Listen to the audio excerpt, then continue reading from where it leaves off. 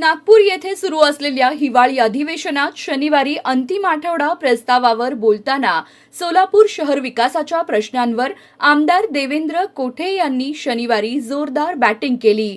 IT park, उड्डाण पूल, B2 जमिनी, DP road, गो तस्करी, शासकीय अभियांत्रिकी महाविद्यालय आदी विषयांवर अभ्यासपूर्ण मांडणी करत शासनाचे लक्ष वेधले। बघा आमदार देवेंद्र कोठे यांचं अधिवेशनातील आजचं भाषण। माननीय अध्यक्ष महोदय, अंतिम आठवडा प्रस्ताव व 293 वर विरोधी पक्षाने मांडलेला मुद्दा खंडन करण्यासाठी बोलण्यासाठी मी या ठिकाणी उभा आहे। मला बोलण्याची संधी दिल्याबद्दल प्रथमतः आपले आभार मानतो। अध्यक्ष महोदय, महाराष्ट्र राज्याचे इन्फ्रामॅन असलेले मुख्यमंत्री आदरणीय देवेंद्रजी फडणवीस साहेब यांच्या नेतृत्वात हे महासरकार शिक्षण, रोजगार, महिला, शेती, उद्योग सर्वच विषयामध्ये अत्यंत प्रभावी व दमदार अशी कामगिरी करत आहे। विशेषतः राज्यातील युवकांना रोजगार उपलब्ध होण्यासाठी हे सरकार प्रभावीपणे काम करत असताना मी ह्या सर्व मुख्यमंत्री व मंत्री महोदयांचं सर्वांचं अभिनंदन करतो। महाराष्ट्र राज्य प्रगतीपथावरती होत असताना माझ्या सोलापूर शहराला देखील मुख्यमंत्री देवेंद्र फडणवीस साहेबांच्या माध्यमातून भरपूर अशा सुविधा व मागण्या पूर्ण होत आहेत। विशेषतः अनेक वर्षापासून रखडलेल्या सोलापूरच्या विमानसेवेचा प्रश्न देखील मुख्यमंत्र्यांच्या माध्यमातून पूर्ण झालेला आहे। सोलापूरच्या गोव्याची विमानसेवा देखील सुरू झालेली आहे। अगदी जून जुलैच्या ऑफ पिरियड मध्ये सुद्धा भरभरून असा प्रतिसाद गोव्याच्या विमानसेवेला मिळाला। सोलापूरकरांची जी अपेक्षा होती की मुंबईला विमानसेवा सुरू झाली पाहिजे, ती सेवा मागच्या 3 महिन्यापूर्वी मिळालेली आहे। त्यालाही सोलापूरकर अतिशय चांगल्या प्रमाणात प्रतिसाद देत आहेत।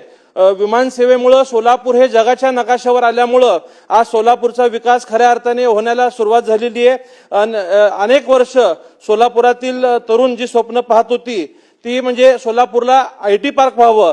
त्याचं कारण सुद्धा अध्यक्ष महोदय, जवळपास 3 लाखाहून अधिक सोलापूरचे तरुण हे पुणे असतील, हैदराबाद असतील, बेंगलोर असतील या ठिकाणच्या आयटी कंपनीमध्ये काम करतात। विशेषतः आयटी कंपनीच्या मोठ्या पदावरती काम करतात।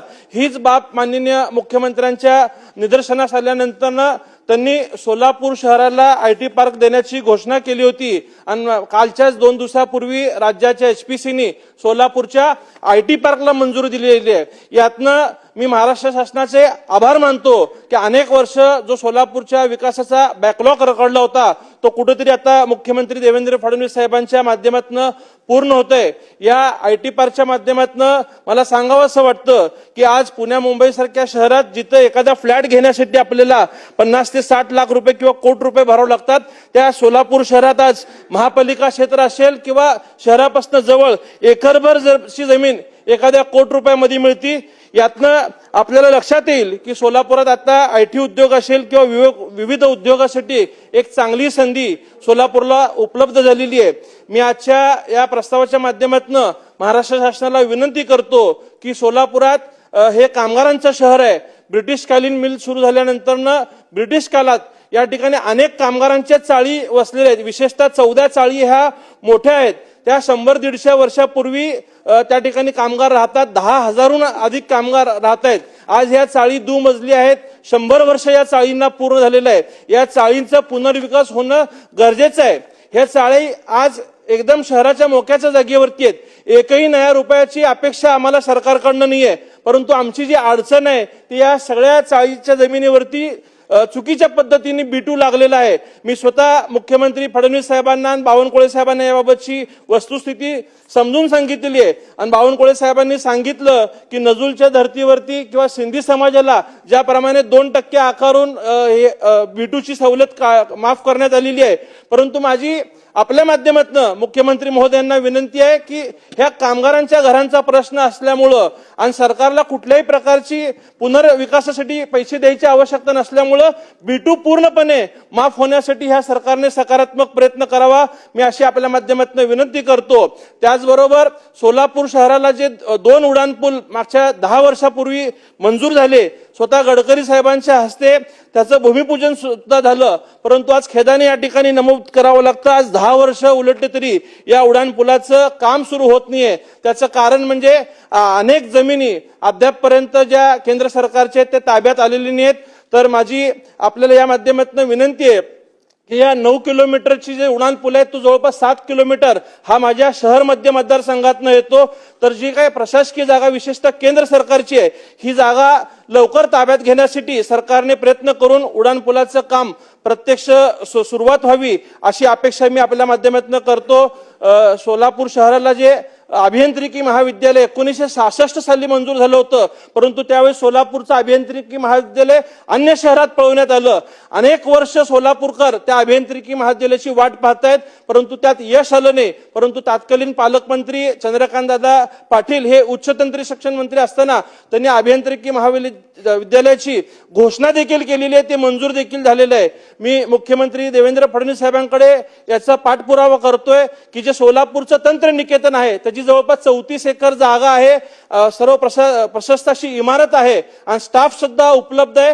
तर येणाऱ्या 26-27 या शैक्षणिक वर्षात त्या अभियांत्रिकी विद्यालयाला सुरुवात व्हावी अशी अपेक्षा मी अध्यक्ष महोदय आपल्या माध्यमातून या ठिकाणी करतो.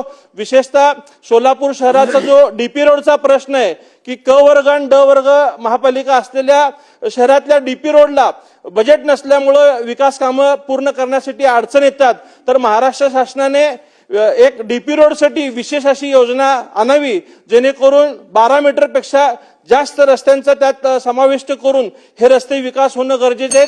जर डीपी रस्ते मंजूर झाले तर मला वाटतं सर संपवतो, डीपी रस्ते जर मंजूर झाले तर शहराचा विकास मोठ्या प्रमाणात होऊन त्यातनं महापालिकेला देखील उत्पन्न उपलब्ध होणार आहे. अध्यक्ष महोदय, सोलापूर शहराला 100 इलेक्ट्रिकल बसेस देखील मंजूर झालेले आहेत. आज त्या इलेक्ट्रिकल चार्जिंग स्टेशनचं काम पूर्ण होत आलेलं आहे. तर महाराष्ट्र शासनाला विनंती करतो की आपण हे बस सोलापूर शहराला प्राधान्यक्रमाने उपलब्ध करून द्यावेत.